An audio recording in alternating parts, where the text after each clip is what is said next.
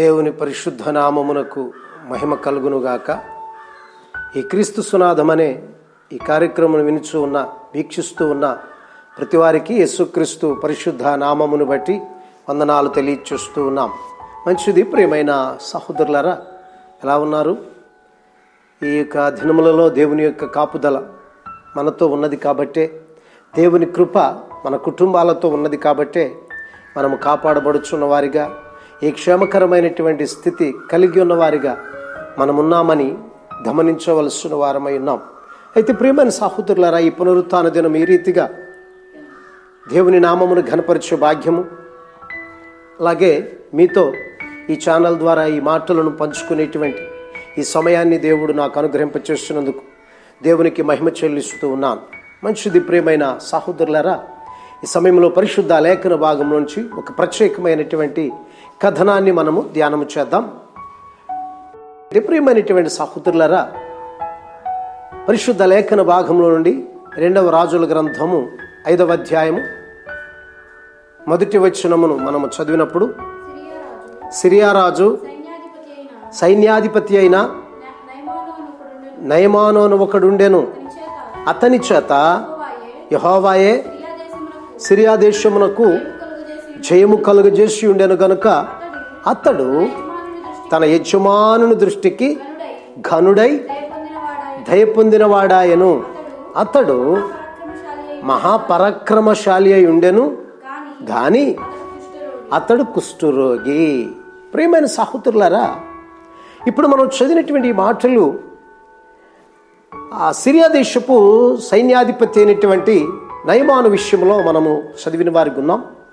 ఈ నయమాను అనేటువంటి పేరుకు అర్థము ఉల్లాసకరమైన అని.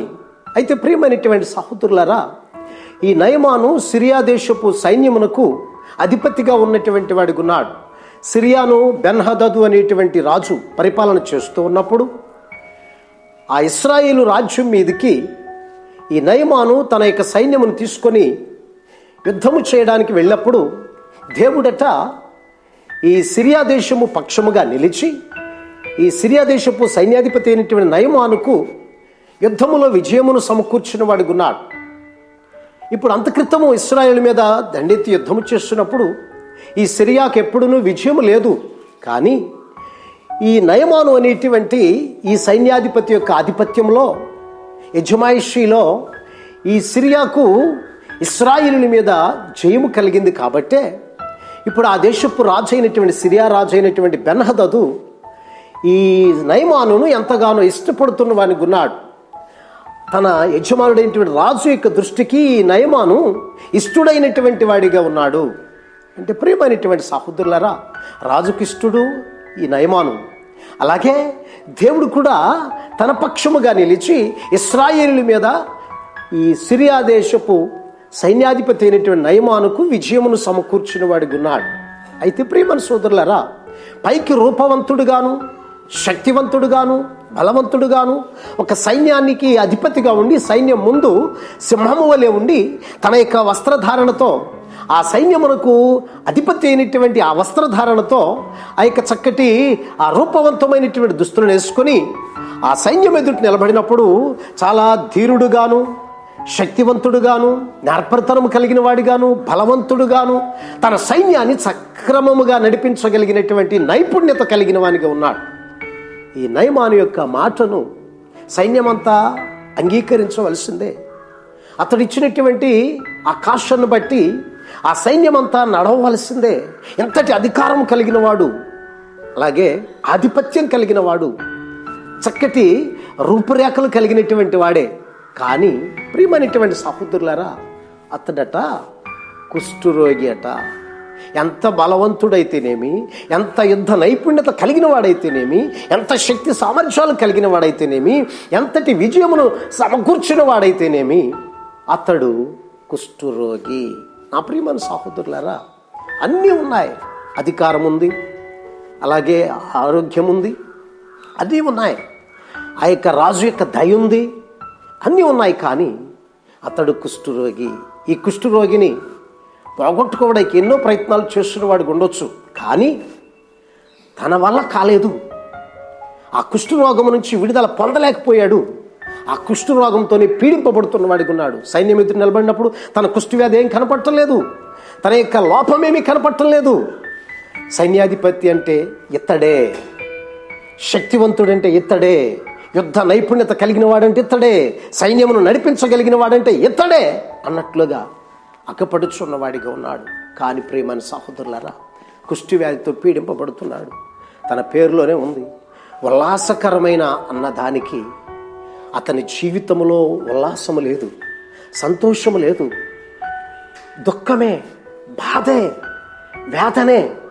తాను సైన్యం ఎదుటి నిలబడినప్పుడైతే మహాపరాక్రమశాలిగా ఉంటున్నాడు. కానీ ఇంటికి వచ్చిన తరువాత ప్రియమైన సహోదరులారా, తన వస్త్రములను విడిచిన తరువాత తన శరీరము కుష్ఠవ్యాధితో బాధింపబడుతున్నప్పుడు, ఆ చీము రక్తము కారుచూ ఉన్నప్పుడు తన దేహాన్ని చూసుకొని కన్నీరు కారుస్తున్నాడు, ఏడుస్తూ ఉన్నాడు, దుఃఖపడుతున్నాడు. అయ్యో, నేను ఎంతటి అధికారినే, కానీ ఈ కుష్ఠవ్యాధి నుంచి విడుదల పొందలేకపోతున్నాను, ఇది నన్ను పీడిస్తోంది అని బాధపడుతూ ఉన్నాడు. తాను మాత్రమే కాదు, తన సతీమణి, తన భార్య కూడా తన ఎదుట నిలిచి కూర్చుండి తన భర్త యొక్క ఆ బాధను, ఆ దీన స్థితిని, ఆ కుష్ఠవ్యాధి చేత బాధింపబడుతున్న స్థితిని చూసి ఆమె ఏడుస్తుంది, ఈయన ఏడుస్తున్నాడు. నా ప్రియమైన సహోదరులారా, ఈనాడు కూడా చూడండి, అన్నీ ఉండవచ్చు, అందం ఉండవచ్చు, జ్ఞానం ఉండవచ్చు, ఆస్తి ఉండవచ్చు, లేక ఇంకా నైపుణ్యత ఉండవచ్చు, బలం ఉండవచ్చు, శక్తి సామర్థ్యాలు ఉండవచ్చు, నేర్పరితనం ఉండవచ్చు. కానీ ఈనాడు కూడా ఈ మానవుని, ఈ మనుష్యుని పాపం అనే కుష్ఠవ్యాధి పీడిస్తోంది. ఆ పాపము నుంచి విడిపించుకోవడం తన వల్ల కావడం లేదు, ఆ పాపము నుంచి విముక్తి పొందడం తన వల్ల కావడం లేదు. ఈ నయమాను యొక్క పరిస్థితి కూడా అలాగే ఉంది నా ప్రియమైన సహోదరులు. అయితే ఈ నయమాను ఇశ్రాయేలు దేశం మీద యుద్ధం చేసి విజయం పొందినప్పుడు కొంతమందిని ఖైదీలుగా పట్టుకుని వచ్చాడు, బానిసలుగా పట్టుకుని వచ్చాడు. వారిలో ఒక ఇశ్రాయేలు చిన్నదాన్ని తన ఇంటిలో తన భార్యకు పరిచారకురాలుగా ఏర్పాటు చేసుకున్న వాడికి ఉన్నాడు. అయితే ప్రియమైన సహోదరులారా, ఈ నయమాను తన భార్య తన ఇంటిలో ఆ నయమాను యొక్క కుష్ఠవ్యాధిని చూసి వారిద్దరూ కూడా దుఃఖపడుతూ ఏడుస్తూ ఉన్నటువంటి ఈ యొక్క ఘట్టాన్ని అంతటిని ఈ ఇశ్రాయేలు చిన్నది, ఈ పనిపిల్ల చూస్తూ ఉంది. అయ్యో, నా యజమానుడు సైన్యాధిపతే, అధికారం కలిగిన వాడే, పరాక్రమశాలే, కానీ ఇతడు కుష్ఠవ్యాధితో బాధపడుతున్నాడని తాను కూడా చూసి తనకున్నటువంటి, తన దేశంలో ఉన్నటువంటి, తన పట్టణంలో ఉన్నటువంటి ప్రవక్తను గురించి చెప్తే ఏమంటారో అని చెప్పడానికి భయపడుతూ ఉంది. కానీ ఏది ఏమైనప్పటికీ ప్రియమైనటువంటి సహోదరులారా, ఆ ఇశ్రాయేలు చిన్నది ధైర్యము చేసి తన యజమానురాలకు చెప్పింది. ఎందుకంటే పాశ్చాత్య దేశాల్లో అయితే స్త్రీ పురుషునితో నేరుగా మాట్లాడుతుంది, కానీ ఈ తూర్పు దేశాల్లో స్త్రీలు తన యజమాని కావచ్చు, లేకపోతే ఆ యొక్క తోటి వారు కావచ్చును, కానీ పురుషులతో నేరుగా మాట్లాడేటువంటి అలవాటు లేదు గనుక ఈ ఇశ్రాయేలు చిన్నది తన యజమానురాలకు చెప్పింది, నా దేశంలో ఒక ప్రవక్త ఉన్నాడు, నా ప్రవక్త దగ్గరకు వెళ్తే నా యజమానుడు తప్పక ఆ కుష్ఠవ్యాధి నుంచి విడుదల పొందుతాడు అని తన యజమానురాలకు చెప్పినప్పుడు ఆమె తన భర్తకు చెప్పింది, నయమానుకు చెప్పింది, ఆ ఇశ్రాయేలు దేశంలో ప్రవక్త ఉన్నాడట, ఆ ప్రవక్త దగ్గరికి వెళితే కుష్ఠవ్యాధి నుంచి విడుదల కలుగ చేస్తాడట అని చెప్పినటువంటి మాటలను బట్టి నయమాను తన పరివారమును తీసుకొని 20 మణుగుల వెండిని, అలాగే దుస్తులను, అలాగే 1,20,000 విలువ చేసే బంగారమును తీసుకొని తన రాజు చేత ఒక పత్రిక రాయించుకొని ఇశ్రాయేల్ రాజు దగ్గరకు వెళ్ళాడు. నా ప్రియమైన సహోదరులారా, ఈ వెండి బంగారము, ఈ దుస్తులు రాజుకిచ్చి, ఇశ్రాయేల్ రాజుకి ఇచ్చి, ఈ పత్రికను కూడా ఇజ్రాయేల్ రాజుకి ఇచ్చాడు. ఆ పత్రిక ఇజ్రాయేల్ రాజు చదివాడు. చదివి, అయ్యో, నేనేమైనా మనుషులు బాగు చేయడానికి, లేక కుష్ఠవ్యాధి నుంచి విడిపించడానికి, మనుషులు బ్రతికించడానికి నేనేమైనా దేవుణ్ణా అని చెప్పి ఏదో సిరియా రాజు నా మీద ద్వేషపూరితమైనటువంటి ఆలోచన పెట్టుకొని నాతో యుద్ధము చేయాలనే ఉద్దేశం చేత ఈ సమాచారం పంపినవాడిగా ఉన్నాడు అని ఏడవడం మొదలుపెట్టాడు. బట్టలు చింపేసుకున్నాడు, ఏడుస్తున్నాడు. అయ్యో అని ఏడుస్తూ ఉంటే ఈ సమాచారము ఆ దేశంలో ఉన్నటువంటి ప్రవక్త అయినటువంటి ఎలీషాకు వినబడింది. ప్రియమైనటువంటి సహోదరులారా, ఎలీషా అనే పేరుకు అర్థము దేవుడే రక్షణ అని. అయితే ఈ ప్రవక్త క్రీస్తుకు పూర్వం 9వ శతాబ్దంలో దాదాపుగా 50 సంవత్సరాలు తన పరిచర్యను కొనసాగించిన వాడికి ఉన్నాడు. అయితే ప్రియమైనటువంటి సహోదరులారా, ఈ ఎలీషా మహా ధనవంతుడు, 12 అరకలు కలిగిన వాడు, మంచి నేర్పరితనం కలిగిన వాడు. కానీ ఆ సాంపత్యమును వాటన్నిటిని విడిచి, తల్లిదండ్రులను విడిచి ఏలియా పిలిచినప్పుడు ఏలియాను వెంబడించి ఏలియాకు శిష్యరికం చేసిన వాడికి ఉన్నాడు. అయితే ప్రియమైనటువంటి సహోదరులారా, ఈ ఎలీషా ఆనాటి దినములలోనే ప్రవక్తల యొక్క పాఠశాలను నడుపుచున్నటువంటి వాడిగా ఉన్నాడు. అయితే ఆ పాఠశాల నడుపుచూ ఉన్నటువంటి సమయంలో ఈ ఇశ్రాయేలు రాజు ఈ బాధపడుతున్నాడని, ఏడుస్తూ ఉన్నాడని ఈ సమాచారం తెలుసుకున్నటువంటి ఎలీషా ఇజ్రాయేల్ రాజుకు సమాచారం పంపించాడు. నీ దగ్గరకు వచ్చినటువంటి ఆ కుష్ఠవ్యాధితో బాధపడుతున్నటువంటి వాడిని నా దగ్గరకు పంపించమని సమాచారం పంపితే, ఇప్పుడు ఆ యొక్క నయమాను తన పరివారమును తీసుకొని ఎలీషా దగ్గరకు వెళ్ళాడు. ఎలీషా తన గదిలో ఉన్నాడు. ఈ నయమాను వెళ్ళి ఆ రోడ్డు మీద నిలిచిన వాడికి ఉన్నాడు. అప్పుడు ఎలీషా చెప్పాడు, తన యొక్క శిష్యుల్లో ఒకరిని పిలిచి, ఇదిగో అతడికి చెప్పండి, ఆ నయమానుకు చెప్పండి, వెళ్ళి యోర్దాను నదిలో 7 మార్లు స్నానం చేస్తే స్వస్థత పొందుతాడని చెప్పమంటే ఆ శిష్యుడు వెళ్ళి ఈ నయమానుకు చెప్పాడు. అయితే నయమాను కోపోద్రిక్తుడైపోయాడు. ఇదిగో నేను సిరియా దేశము నుండి సైన్యాధిపతి నేను, అధికారం కలిగిన నేను ఎంతో శ్రమపడి ఈ యొక్క ఆ ప్రవక్త దగ్గరకు వస్తే ఏమాత్రము లెక్క చేయకుండా, నేను వచ్చినా నా దగ్గరకు రాకుండా, నన్ను ఎదుర్కొనకుండా అక్కడనే కూర్చొని తన శిష్యునితో, తన పనివానితో నాకు సమాచారం పంపిస్తాడా? ఈ దేశంలో ఉన్నటువంటి నదుల కంటే నా దేశంలో శ్రేష్టమైన నదులు ఉన్నాయి.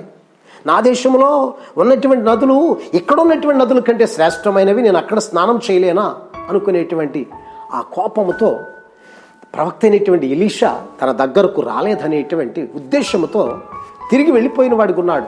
నా ప్రియమైన సహోదరులారా, ఈ ప్రవక్త అయినటువంటి ఎలీషా ఎవ్వరికి భయపడనివాడు, దేవునికి మాత్రమే భయపడువాడు.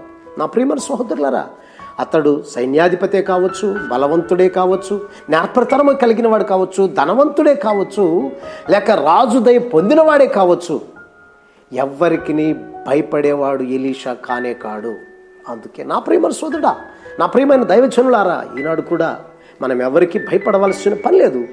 ప్రియమైన సహోదరులారా, విశ్వాస జీవితంలో ఉన్న మనం దేవునికి మాత్రమే భయపడేవారికి ఉండాలి. కానీ వేరే ఈ లోక సంబంధమైనటువంటి ధనవంతులో, బలవంతులో, నేర్పరితనం కలిగిన వారో, విద్యావంతులో, శక్తివంతులో, నైపుణ్యత కలిగిన వారికో మనం భయపడవలసిన పని లేదు. బలవంతుడైన దేవుడు మన పక్షముగా ఉన్నవాడిగా ఉన్నాడు. అందుకే ఎలీషా బయటకు కూడా రాలేదు. కానీ ఈ యొక్క నయమాను కోపోద్రిక్తుడై వెళ్ళిపోతే తనతోనే వచ్చినటువంటి పరివారంలో ఒకడు అన్నాడు, అయ్యా, ఆ ప్రవక్త ఎంతకంటే గొప్ప పని ఏదైనా చేయమని చెప్తే చేసేవాడవు కదా, యోర్దాను నదిలో స్నానం చేయమన్నాడు, వెళ్ళి చేస్తే ఏమవుతుంది అని చెప్పాడు. అప్పుడు ఆ మాటను బట్టి ఈ నయమాను తిరిగి వచ్చి ఆ యోర్దాను నదిలో 7 మార్లు స్నానం చేస్తే అతని దేహము పసిపిల్లవాని దేహం వలైంది. అంటే ప్రియమైన సహోదరులారా, స్వస్థత పొందాడు, కుష్టి వ్యాధి నుంచి విడుదల పొందాడు, తిరిగి ఆరోగ్యవంతుడయ్యాడు, తిరిగి తన దేహము ఆ పసిపిల్లవాని దేహం వలె మార్చబడింది. ఇందుకు కృతజ్ఞతగా ఈ నయమాను తన పరివారంతో కలిసి ఎలీషా దగ్గరకు వచ్చాడు. మరలా తిరిగి, దైవజనుడా, నీవు నా పట్ల చేసిన కార్యము ఎంతో గొప్పది, కాబట్టి నేను కృతజ్ఞుడై ఉంటున్నాను. నేను ఇదిగో కృతజ్ఞతతో నీ కొరకు కొంత కానుక తీసుకొచ్చాను, కాబట్టి బహుమానం నువ్వు తీసుకోవాలని ఎలీషాను బ్రతిమాలాడు. నా ప్రియమైన సహోదరులారా, ఎందుకంటే ఈ నయమాను స్వస్థత పొందాడు కాబట్టి, కుష్టి వ్యాధి నుంచి విడుదల పొందాడు కాబట్టి, ఎక్కడనూ తనకు విడుదల కలగలేదు కాబట్టి, ఎలీషా దగ్గరకు వచ్చిన తర్వాత విడుదల కలిగింది కాబట్టి తనకు బహుమానం ఇవ్వాలనుకున్నాడు. కానీ ఎలీషా చెప్పాడు, దేవుని పేరట నేనేది కూడా తీసుకోను అని చెప్పాడు. ఆ సమయంలో సరే అనుకొని నయమాన్ అడిగాడు, అయ్యా, గాడిదలు మోయగలిగిన 2 గాడిదలు మోయగలిగినటువంటి ఆ మట్టి నాకు కావాలి, ఈ ప్రదేశపు యొక్క మట్టి అని తీసుకుని వెళ్ళడానికి సెలవిమ్మని అడిగితే ఎలీషా తీసుకుని వెళ్ళమన్నాడు. అప్పుడు తన గాడిదల మీద మట్టిని తీసుకుని తన పరివారంతో తిరిగి వెళ్ళిపోతూ ఉన్నాడు.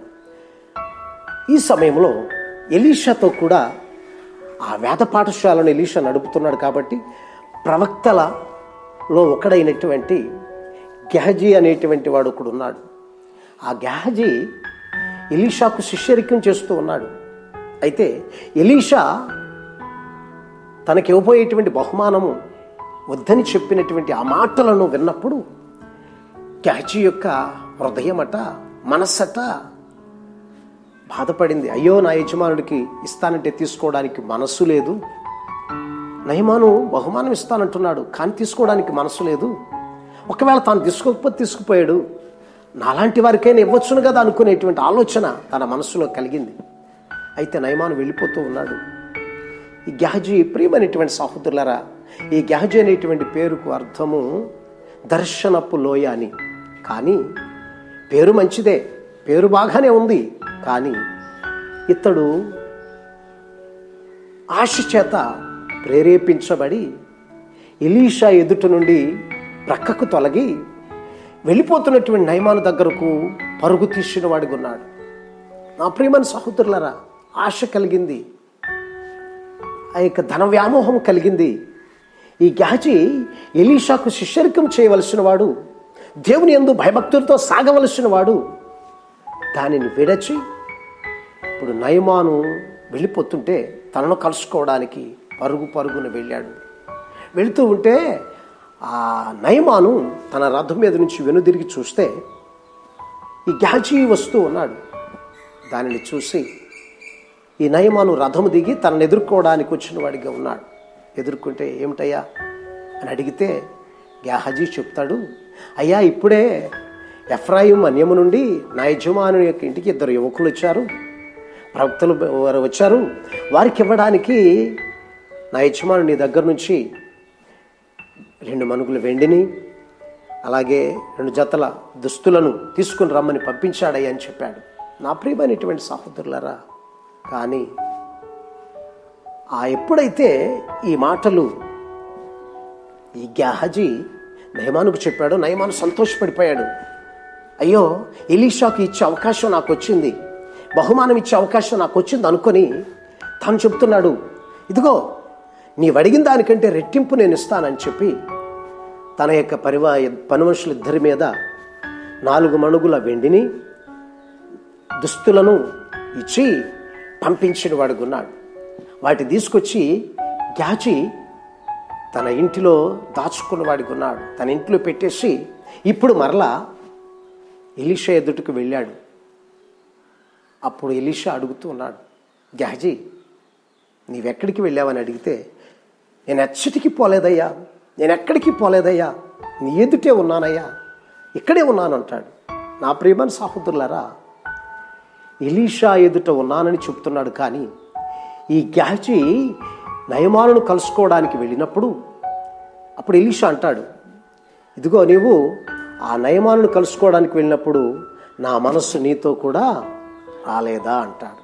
నా ప్రియమైన సహోదరులారా, అంటే గెహజీ దేవుని యందు భయభక్తులు కలిగి ఎలీషాకు శిష్యరికం చేస్తూ ఆత్మీయ స్థితిలో పెరగవలసిన వాడు, ఆత్మీయ స్థితిలో బలపరచవలసిన వాడు, బలము పొందవలసినటువంటి ఈ గెహజీ అహిక విచారము చేత, ధన వ్యామోహము చేత, ఆశ చేత ప్రియమైనటువంటి సహోదరులారా ఆ వెండిని, ఆ దుస్తులను తీసుకుని వచ్చి తన ఇంట్లో దాచుకున్న వాడిగా ఉన్నాడు. కానీ ఎలీషా అడిగినప్పుడు అబద్ధం చెప్పిన వాడిగా ఉన్నాడు.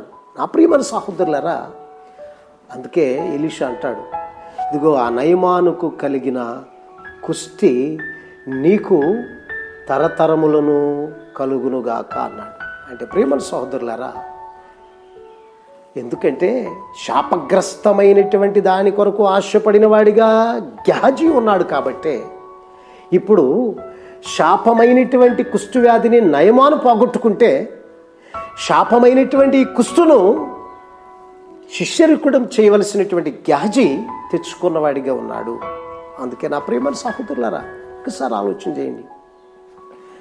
శక్తివంతుడు, బలవంతుడు, నేర్పరితనం కలిగిన వాడు, నైపుణ్యత కలిగిన వాడైనటువంటి ఆ నయమాను కుష్ఠవ్యాధిని పోగొట్టుకుంటే దైవత్వములో పెరుగుచున్నటువంటి ప్రవక్త అయినటువంటి ఎలీషా సముఖములో ఉన్నటువంటి ఎలీషా ఎదుట కూర్చొని ఉండి దేవుని గురించిన జ్ఞానమును నేర్చుకుంటున్నటువంటి ఈ గెహజీ ఉన్నట్టుగానే ఉన్నాడు.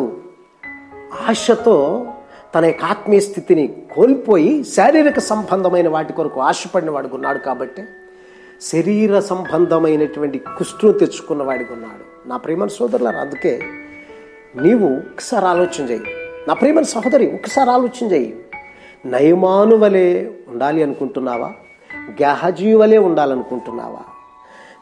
ఈనాడు చాలామంది గెహజీ వలె దేవుని సన్నిధిలో ఉన్నట్లుగానే, దేవుని యొక్క పాటలు పాడుచున్నట్లుగానే, దేవుని యొక్క లేఖనాలు చదువుతున్నట్లుగానే, దేవుని యొక్క ఆజ్ఞలను అనుసరిస్తున్నట్లుగానే ఉంటారు. కానీ నా ప్రియమైన సోదరులారా, శరీర ఆశలు, శరీర ఇచ్ఛలు, ధన వ్యామోహము, ఇహలోక సంబంధమైనటువంటి వీటి కొరకు పరుగు తీసేవారిగా ఉంటారు. వీటి కొరకు ఆశపడేవారిగా ఉంటారు. తన పాపమును విడిచిపెట్టడానికి ఇష్టపడని వారిగా ఉంటారు. అందుకే శాపము అనబడినటువంటి పాపము వారిని పట్టేస్తుంది. ఆ శాపం అనబడిన పాపము వారిని అణచివేస్తుంది. ఆ శాపం అనబడిన ఆ పాపము వారిని దేవునికి దూరస్తులుగా చేస్తుంది. నా ప్రేమ, పాపము చేత శాపము పొందినటువంటి ఆ నయమాను దాన్ని విడిపించుకోవడానికి తాపత్రయపడుతుంటే, లేని దానిని ఆశించి, తనది కానటువంటి దానిని ఆశించి గెహజీ శాపం వల్ల పాపాన్ని తెచ్చుకున్న వాడికి ఉన్నాడు. నా ప్రియమైన సోదరుడా, నీవెలా ఉన్నావు? శాప పాపము నుంచి విడిపించబడ్డానికి నయమాను వలె తాపత్రయపడుచున్నావా? లేక గెహజీ వలె ఆత్మీయ స్థితిలో ఉండవలసినటువంటి నీవు దాన్ని విడిచి నీది కానటువంటి యహలోక ఆశల కొరకు ఆశపడుతూ పరుగు తీస్తూ శాపమనే పాపమునకు లోనైపోతున్నావా? ఏ రీతిగా నీవు ఉన్నావు? అందుకే నయమాను వలె ఉండగోరుచున్నావా? గెహజీ వలె ఉండగోరుచున్నావా? నిన్ను నీవు పరిశీలన చేసుకో. నా ప్రియమైన సోదరుడా, నా ప్రియమైన సహోదరి, దేవుడైతే నిన్ను స్వస్థపరచాలని, నీ పాపము నుంచి, శాపము నుంచి విడిపింపచేసి నిత్య జీవము నీకు ఇవ్వాలని తపన పడుచున్న వాడికి ఉన్నాడు. అందుకే సిలువలో యాగమైన వాడికి ఉన్నాడు. నీ కొరకు, నా కొరకు, సర్వమానవాళి కొరకు, సర్వలోకము కొరకు తన ప్రాణాన్ని అర్పించి, రక్తాన్ని చిందించి, సిలువకు కొట్టబడి బలియాగమైన వాడికి ఉన్నాడు. కాబట్టి నా ప్రియమైన సోదరుడా, ఇంకనూ పాపమనే శాపములో కొట్టుమిట్టులాడుతున్న సోదరుడా, నయమాను వలె విడిపించబడ్డానికి సిద్ధపడేవానిగా ఉండాలి, సమాయత్తపడేవానిగా ఉండాలి. అంతేకాని ఆత్మ సంబంధంగా పెరుగుచున్న విశ్వాస జీవితంలో ఉన్న విశ్వాస సహోదరి, నీ విశ్వాసమును విడిచి యెహోవా సంబంధమైన వాటి మీద ఆశ కలిగి వెనుకకు పరుగు తీసేవానిగా ఉన్నట్లయితే పాపము నిన్ను నశింపచేస్తుంది, నరకవశము చేస్తుందనే సత్యాన్ని ఈ లేఖనం ద్వారా తెలియచేస్తూ ఉన్నాను. దేవుడిచ్చిన మాటలను దీవించును గాక. ఆమేన్. ప్రార్థన చేసుకుందాం. పరిశుద్ధుడు అయిన మా యేసయ్య, మీకు వందనాలు చెల్లిస్తున్నాం. ఈ పునరుత్థాన దినము ఈ రీతిగా మీ సన్నిధిలో మీ నామమును గణపరిచే భాగ్యం ఇచ్చారు. మాతో కూడా ఏకీభవిస్తూ వారి గృహముల్లో ఉండి ప్రార్థిస్తున్న ప్రతి వారి ప్రార్థన విన్నపాలు మీరు ఆలకిస్తూ ఉన్నారని నమ్ముచున్నాం ప్రభు. స్తోత్రాలు. అలాగే ఈ మాటలు ఈ క్రీస్తు సునాదం అనే కార్యక్రమం ద్వారా విన్నటువంటి ప్రతి వారి హృదయాల్లో ఫలింపచేయమని ప్రార్థన చేస్తున్నాం. అలాగే నయమాను వలె ప్రభా, పాప శాపము నుంచి విడిపించబడి నీ నిత్యరాజ్యమును పొందడానికి, వారసత్వం పొందడానికి ఆశపడే ఆత్మీయ స్థితిని ప్రతి వారికి దయచేయండి. గెహజీ వలె ప్రభా, మీ సన్నిధిలో ఉన్నట్లుగానే ఉంటూ యెహోవా సంబంధమైన ఆశల కొరకు పరుగు తీసేవానిగా ఉంటే శాపగ్రస్తమైన పాపమునకు బానిస అయిపోయి నిత్య నాశనానికి, నిత్య నరకానికి పాత్రులమైపోతామనే భయమును ప్రతి వారిలో మీరు కలుగచేయమని ప్రార్థన చేస్తున్నాం. అలాగే మమ్మలను ప్రార్థించమని చెప్పిన ప్రతి వారి విషయంలో ప్రార్థన చేస్తున్నాం. యవ్వనస్తులైన వారి విషయంలో, చదువుకుంటున్న బిడ్డల విషయంలో, ఉద్యోగాలు చేస్తున్న వారి విషయంలోను, అలాగే ప్రభా ఇంకను నానైనా దూర ప్రాంతాల్లో ఉన్న మా సంఘ సంబంధమైన కుటుంబాల విషయంలోను ప్రభా, అలాగే ఈ కరోనా వైరస్ విషయంలో సేవ చేస్తున్నటువంటి ప్రతి వారి విషయంలో ప్రార్థిస్తూ ఉన్నాం. అలాగే మా దేశం, రాష్ట్రం, జిల్లా, మండలం, పంచాయతీ, గ్రామం కొరకు కూడా ప్రార్థిస్తూ ఉన్నాం. ప్రభు స్తోత్ర. మా ప్రాంతాన్ని కూడా మీ కాపుదల్లో ఉంచండి. అలాగే ఈ వీడియోను వీక్షించిన ప్రతి వారికి కూడా దీవెన ఆశీర్వాదం దయచేసి ప్రతి హృదయంలో ఫలింపును దయచేయమని ప్రార్థన చేస్తున్నాం. ఈ వీడియో చేయడానికి సహకరించిన ప్రతి వారికి కూడా మీరే దీవెన ఆశీర్వాదము దయచేయమని ప్రార్థిస్తున్నాం. అలాగే ప్రభా మమ్మల్ని కూడా మీ సేవలో, మా కుటుంబాన్ని కూడా మీ సేవలో ఘనమైన పాత్రలకు వాడుకోమని ప్రార్థిస్తున్నాం.